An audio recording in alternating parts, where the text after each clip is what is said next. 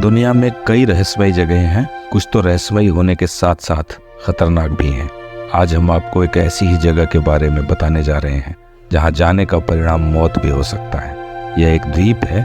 ऐसा नहीं है कि इस द्वीप पर कोई खूंखार जानवर रहता है, यहाँ भी इंसान ही रहते हैं, लेकिन ये इंसान बाकी की दुनिया से थोड़े अलग हैं। यही वजह है कि अगर कोई यहाँ जाता है तो ये लोग उसे मार भी सकते हैं। आइए जानते हैं। नॉर्थ सेंटिनल आइलैंड को दुनिया में एक ऐसे आदिवासियों का आइलैंड माना जाता है जो वर्ल्ड वाइड आखिरी अनकॉन्टेक्टेड ट्राइब्स में से एक है।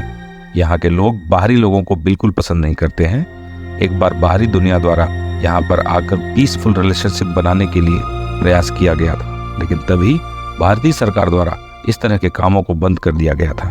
करीब 300 साल पहले उन्हें पहली बार खोजा गया था। वे पास्ट ह्यूमन काइंड के एक आखिरी रेमिनेंट्स के रूप में हैं और मॉडर्न युग से बिल्कुल अलग जिंदगी जी रहे हैं। आज की इस इंटरेस्टिंग वीडियो में हम उनके बारे में समझने की कोशिश करेंगे। तो चलिए बिना समय गंवाए इस वीडियो को शुरू करते हैं। दोस्तों, छोटा सा सेंटिनल आइलैंड नियरली 600 आइलैंड्स में से एक है जो इंडिया के union territory Andaman and Nicobar में शामिल है। यह साउथ अंडमान आइलैंड पर मौजूद सबसे नज़दीकी टाउन से सिर्फ 22 मील दूर स्थित है और अंडमान एंड निकोबार की राजधानी पोर्ट ब्लेयर से करीब 31 मील दूर है। वे नॉर्थ सेंटिनल आइलैंड पर रहते हैं, इसलिए उन्हें सेंटिनलीज भी कहकर बुलाया जाता है। वे मॉडर्न सिविलाइजेशन से बिल्कुल अनजान हैं और ऐसा माना जाता है कि वे करीब 60,000 सालों से यहाँ पर रह रहे हैं। जब भी वे किसी आउटसाइडर को देखते हैं तो उन्हें नुकसान पहुँचाने की कोशिश करते हैं। साल 1771 में जॉन रिची नाम के एक ब्रिटिश सर्वेयर जो कि ईस्ट इंडिया कंपनी के लिए काम कर रहे थे, ऐसे पहले व्यक्ति थे जिसने आइलैंड के बारे में काफ़ी जानकारी हासिल की। वह अपने शिप से नॉर्थ सेंटिनलीज आइलैंड से रात के समय गुजर रहे थे। उन्होंने पाया किनारे पर आग जल रही है और आइलैंड वेल सेटल्ड था। उसके बाद करीब 100 सालों तक इसके अलावा और अधिक रिकॉर्ड्स नहीं किया जा सका। साल 1867 में एक इंडियन शिप 9 वे मौसम की खराबी के चलते आइलैंड के चट्टान से जाकर टकरा गई। हालांकि जहाज पर मौजूद सभी 106 लोग किनारे पर सेफली पहुंच गए थे और करीब 2 दिन तक बिना किसी इंसिडेंट के सरवाइव किए, लेकिन तीसरे दिन की सुबह को सेंटिनलीज घने जंगलों से बाहर आए और सभी लोगों पर हमला कर दिया। शिप के कैप्टन ने बाद में बताया कि वे छोटे आकार के बालों और लाल पेंट लगाए हुए नाक के साथ पूरी तरह से नेक्ड थे। उनके तीर की टिप लोहे से बनी थी। हालांकि जब उन्होंने सेंटिनलीज के साथ डंडे और पत्थरों से अपना बचाव किया तो सभी पैसेंजर और क्रू मेंबर बिना चोटिल हुए अपने शिप के मलबे के पास आने में सफल हुए। उसके बाद जल्द ही वहां एक British royal navy steam ship उन्हें रेस्क्यू करने के लिए पहुंची। इसके बाद से अंडमान और निकोबार ब्रिटिश रूल के अंडर चला गया और इसे ब्रिटिश इंडिया के हिस्से के रूप में एड्रेस किया जाने लगा। खैर, समय के साथ ब्रिटिश अथॉरिटीज़ यहाँ पर आती रही, जिसके चलते वे निमोनिया और इन्फ्लुएंजा जैसे बीमारियों से ग्रसित होने लगे। ग्रेट एडमनी, जो कि कुछ ग्रुप और आदिवासियों को कहा जाता है, मीजल्स की वजह से कुछ सालों में उनकी पॉपुलेशन आधी से कम हो गई।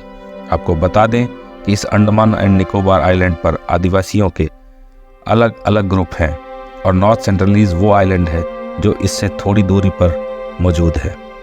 ब्रिटिश अथॉरिटीज़ द्वारा किए गए डिफॉरेस्टेशन में अपने आप को और कल्चर को बचाने के चक्कर में हजारों अंडमनीज मारे गए। ब्रिटिश सरकार चाहती थी कि आदिवासी लोग उनका कल्चर फॉलो करें और उनकी भाषा को भी सीखें। हुआ भी कुछ ऐसा ही। उन्होंने अंडमान पर एक ब्रिटिश कॉलोनी इस्टेब्लिश किया, जिसके चलते वहाँ के कुछ लोगों को रीएजुकेट भी किया गया। कुछ आदिवासियों ने इंग्लिश भाषा को सीखा और वे इस एक ट्रांसलेशन का काम करने लगे। इतना ही नहीं, आदिवासियों को खेतीबाड़ी करने के लिए एक लेबर के रूप में इस्तेमाल किया जाने लगा। पोर्ट ब्लेयर से वे सभी चीज़ों को मैनेज करने लगे। हालांकि अंडमानीज ट्राइब से उनके अच्छे खासे फ्रेंडली कनेक्शन हो गए थे, लेकिन नॉर्थ सेंटिनलीज आइलैंड पर मौजूद आदिवासियों से उनका कोई कनेक्शन नहीं हो पा रहा था। इसलिए उन्होंने उन्हें कुछ तोहफे भेजना शुरू किया, लेकिन इसका कुछ खास फायदा नहीं हुआ। समय में आगे बढ़े तो दोस्तों, साल 1947 तक जब इंडिया को ब्रिटिश शासन से आज़ादी मिली, तब तक ऐसा लग रहा था कि सेंटिनलीज आइलैंड के लोग अनडिस्टर्ब जिंदगी जी रहे थे। इनफैक्ट इंडिया के द्वारा कंडक्ट किया गया पहला सेंसस सेंटिनलीज को एक साथ में मेंशन करने में फेल रहा। 5 साल बाद साल 1956 में उनके प्रेजेंट को रिकॉग्नाइज किया गया। गवर्नमेंट ने इस आइलैंड को ट्राइबल रिजर्व्ड आइलैंड करार दिया और किसी को भी इस आइलैंड के करीब जाने से रोक दिया गया। इसके अलावा उनकी सुरक्षा के लिए अलग से एक आर्मर्ड पेट्रोल बोट्स की तैनाती भी कर दी गई। हालांकि आइलैंड खुद में ही इंडिया का हिस्सा नहीं लग रहा था और सेंट्रलीज इसे एक सेल्फ गवर्निंग इंडिपेंडेंट स्टेट के रूप में ऑपरेट कर रहे थे। साल 1967 में उनकी शांति से चल रहा जीवन एक बार फिर डिस्टर्ब हुआ जब एंथ्रोपोलॉजिस्ट त्रिलोकनाथ पंडित को इस आइलैंड की यात्रा करने के लिए अलाउ किया गया ताकि वह वहां पर जाकर कुछ रिसर्च करें और कुछ उपहार देकर उनके साथ शांतिपूर्वक कांटेक्ट बनाया जा सके, जैसे कि 100 साल पहले ब्रिटिश ने किया था। जब 20 लोगों की एक टीम पंडित के साथ नाव में वहां गई तो उन्होंने उनके ऊपर हमला तो नहीं किया, लेकिन जंगलों में जाकर छिप गए। टीम जब घने जंगलों में गई तब उसने हर एक झोपड़ी के बाहर छोटे छोटे आग के रेमिनेंट्स के साथ करीब 18 झुकी हुई छत वालियों को अनडिस्कवर्ड किया।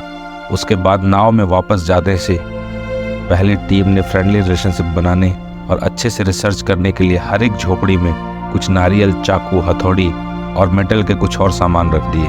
पंडित को लगा कि उनकी टीम काफ़ी बड़ी है और हो सकता है कि स्थानीय लोग इतनी बड़ी टीम देखकर घबरा जाएं, और इसलिए उन्होंने करीब 8 और 9 लोगों की एक छोटी सी टीम बनाई और दोबारा से इन्वेस्टिगेट करने के लिए साल 1970 में एक बार फिर आइलैंड पर विजिट किया।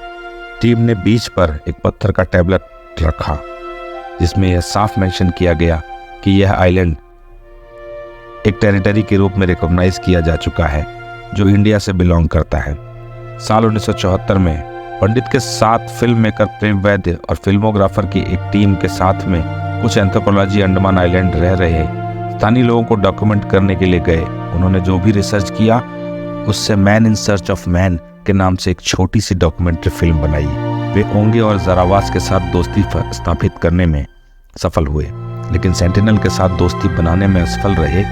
सबसे पहले वे नाव से पहुंचे और किनारे पर उपहार रखा जिसमें एल्युमिनियम कुकवेयर, प्लास्टिक के खिलौने, गुड़िया, नारियल और जिंदा सुअर शामिल थे।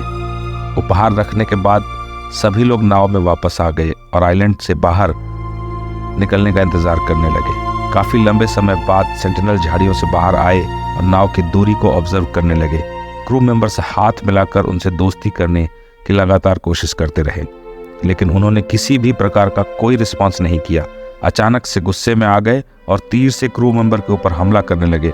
उनमें से एक सेंटिनल एक क्रू मेंबर के पैर में तीर मारने में कामयाब रहा। हैरानी की बात यह है कि वे जोर जोर से हंस रहे थे और उन्हें कुकवेयर के अलावा उनके द्वारा किसी भी उपहार में कोई दिलचस्पी नहीं जताई, यहाँ तक कि सुअर में भी दिलचस्पी नहीं दिखाई।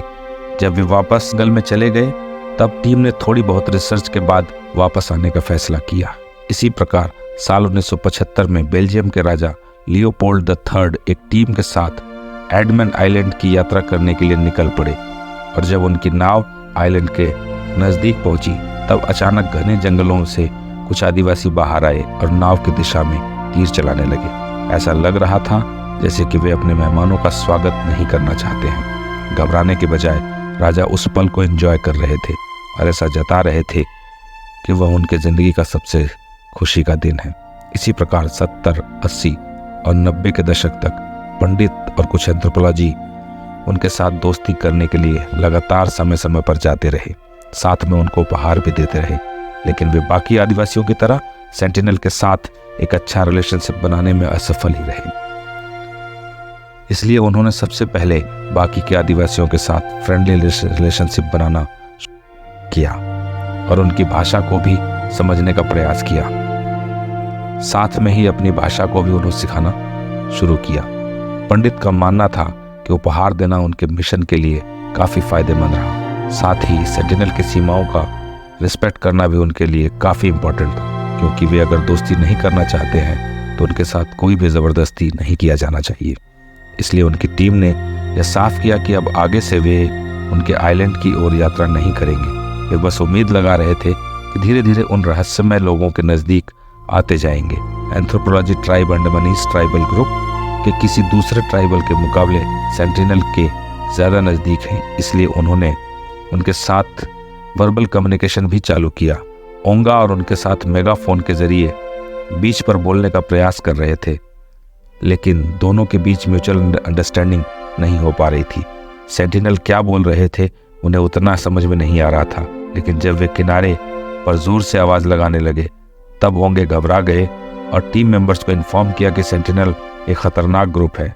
दोस्तों, इंडियन गवर्नमेंट ओंगा और जारावास ट्राइब्स के जरिए एक फ्रेंडली रिलेशनशिप बनाने में तो कामयाब रही, लेकिन सेंटिनल के साथ अभी तक कोई कांटेक्ट नहीं हो पाया है।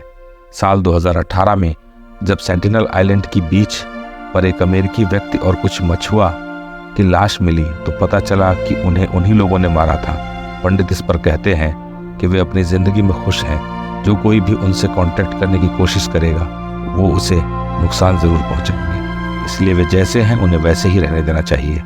और इसलिए आज तक नॉर्थ सेंटिनल आइलैंड के आदिवासियों के बारे में कुछ नहीं पता चल पाया। उम्मीद है आपको यह वीडियो ज़रूर पसंद आई होगी। अगर वीडियो अच्छी लगी हो तो इसे लाइक और शेयर ज़रूर करें। इसी तरह की इन्फॉर्मेशन वीडियो के लिए हमारे इस चैनल को सब्सक्राइब भी करें। फिलहाल के लिए इस वीडियो में बस इतना ही। मिलते हैं नेक्स्ट वीडियो में।